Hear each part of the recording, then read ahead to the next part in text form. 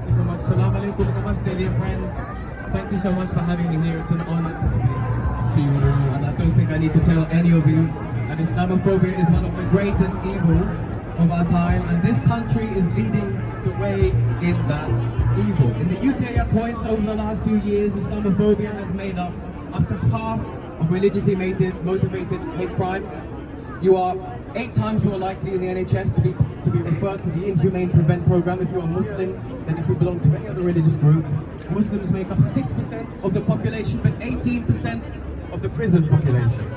And our domestic situation is reflective of the international scene. Look at the anti-Muslim hate of President Trump's administration and US administrations before. And look at the assault by the Israeli state since its inception on Palestine and the Muslim world. It's a full-blown televised genocide that we are witnessing now. But this has been happening for decades, and it has always been supported by this country and its supposed allies. I was part of a human rights delegation to Palestine last year in August. It breaks my heart that I did not make it in.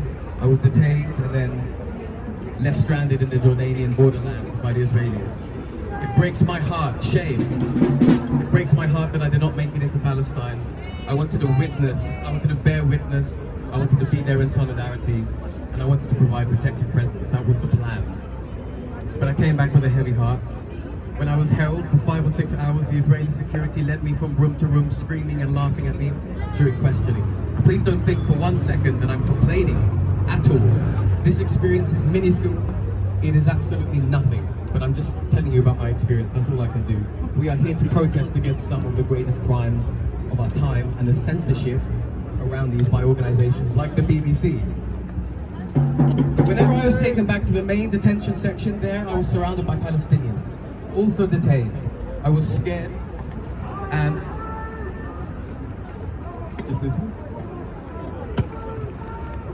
I was scared and, as you might imagine, not in much of a mood to speak, but the Palestinians around me overwhelmed me with their kindness, laughing, asking me questions about London and telling me about their life plans, including one 17-year-old girl who is at university in the West Bank studying business. And I said to her, "You're at university at the age of 17, you must be so intelligent." And she said, "Yes, I am." And she told me that when she grows up, she wants to be rich. So we have to do everything that we can to bring freedom and opportunity back to Palestinians. Now, our government wants to adopt a definition of Islamophobia, but I submit to you that the problem we're facing with Islamophobia is the government, is the media establishment that we are told to trust through all of its lies and false framing. No definition of Islamophobia is going to make the government look inward, look at itself, is it? So what do? We look inward. We look to each other. That's where we find our safety, our security, our stability with our people and community. I come from a different community. I'm a proud Hindu. But there's something very wrong in my community, something very wrong. Today, Hindus are largely whipped up into hatred. Islamophobia is rife. It is normal. It is humor. It is status in large parts of my community, Hindus. I grew up hearing this kind of hate from relatives, acquaintances, strangers. That's why I do what I do now with my organization, advocacy group, Hindus for Human Rights UK. We are proud Hindus, proudly against the hateful ideology of Hindutva, which is Hindu supremacy and nothing to do with Hinduism. And we campaign against the anti-Muslim hate that sadly is being done in our name, but we say not in our name. I think Hindutva needs to be a more common feature of the conversation on Islamophobia. Hindutva is not Hinduism, but the ideologues have hijacked it.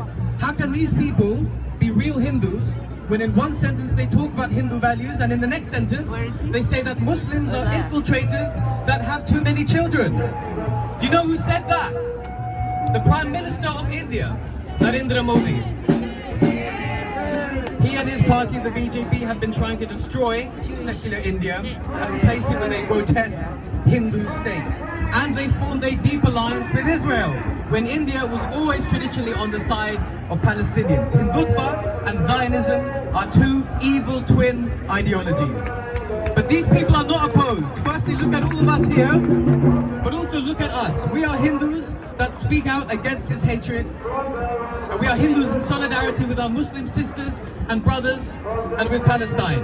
Every day I am calling on British Hindus to unite in what we have always known to be perhaps the greatest philosophical and spiritual aspect of our heritage. The lesson that we are all one, non-duality. We are all one family, Vasudhaiv Kutumbakam, however you want to call it.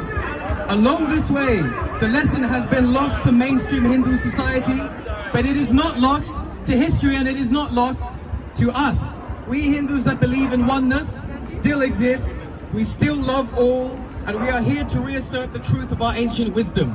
We are here with you. Thank you very much.